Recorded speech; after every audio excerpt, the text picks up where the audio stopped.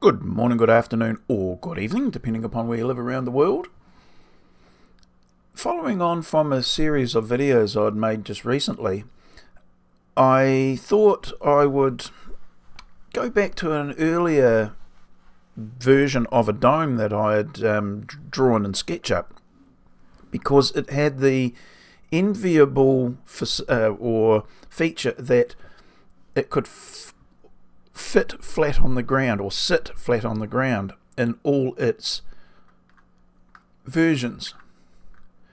Mainly because that was the way it was created, but it was using the scaffold, as I refer to it, that underlie many of the other domes that I draw and anticipate at some stage choosing one to build. And that was particularly the one where it is based with the square at the top, not a pentagon.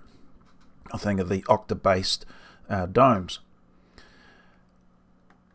Most domes, however, viewed from the top, actually I'll go to a parallel projection, most of the domes in this type can be divided through the 4 segments, such as we're seeing here, as I said, from the top. And the version that I want to build can also be segmented through these other points, where this one can't. It certainly can't. And that the version I want meets my criteria, but this version may meet someone else's, because I don't know what other people want.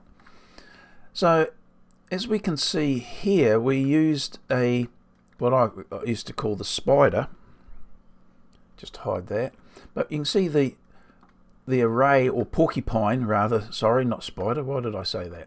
But anyway, the porcupine scaffold. And all I did was to put a sphere, or not what I did, but it was just the way of checking it. I create a sphere, make it transparent, and then check that all the points are just touching and showing on the surface of the sphere, or part sphere.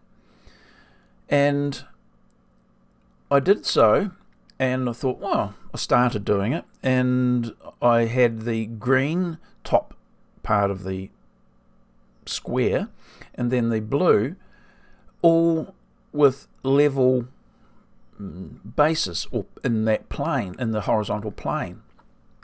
And I got to that stage and I thought, no, hang on a minute, I can make this a bit faster. So I found a center point, I rotated this section around to here, so that's the sections I'm talking about, and I thought, wow, how clever I am. However, quickly realized that of course, the method of creation does not allow you to create a correct, pleasing infill for the dome in this area. As you can see, it looks somewhat evil in some ways, but these tiny little triangles would be not pleasing to the for the creator of the dome.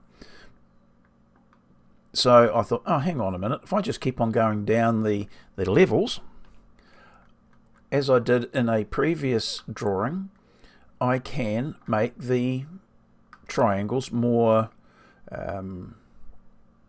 consistent with what we would normally think of as a dome. All well and fine.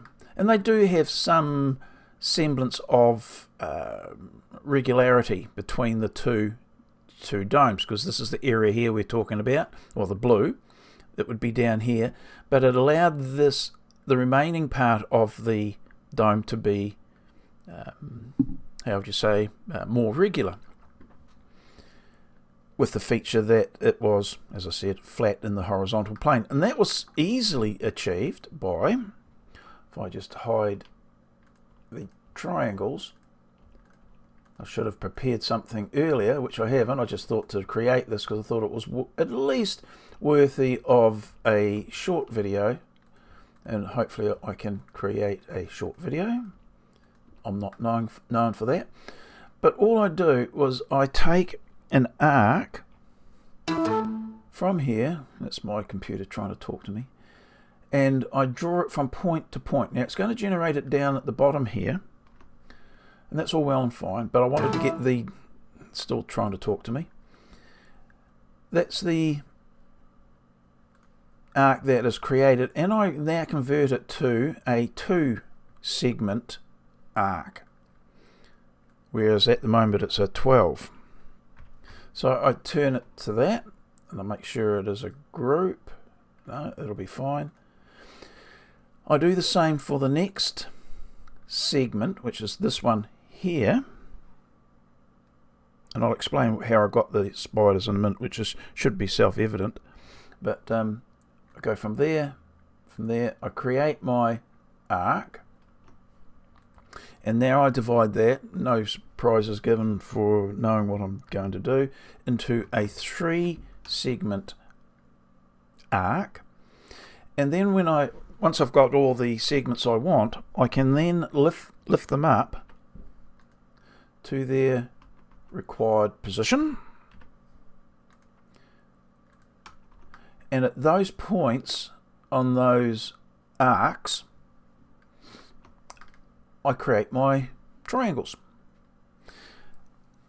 I make this video mainly just to show an alternate way of drawing a dome that may fit your requirements, where you may want to have domes of a particular frequency but segmented off or sectioned off or cut through the horizontal plane, which have the struts or the triangles coming to a common point on that horizontal plane, your ground or your concrete slab or some such. And I just wanted to show an easy way of achieving that, or at least a viable way of doing that. So as I said, all you have to do is to join the triangles together, and it will make your structure. So I'll just undo all of that, because I think you'll get the point. Get rid of that. And these were just an arc. The porcupine was just created by at the point of the arc being changing the segments to the apexes of the curve, just drawing them through there, and that gave us our increments to draw the other arcs. I do talk a lot about that sort of thing, and you wind up with this. This is a higher frequency, this is a lower frequency. Same method, and as you can see, the horizontal plane, that's almost now you can't see, sections through all these points because the underlying structure, the scaffold, was designed that way. And you wind up with this structure again, where if you only wanted the square, the top ring, the second ring, maybe you could section it through here, and you get your relatively nice looking dome. Or you can come down to the next level, etc., and have all the points of the dome sitting on the ground. Why did I do this? Well, just as an exercise to go through how good using scaffold and a logical structure can be.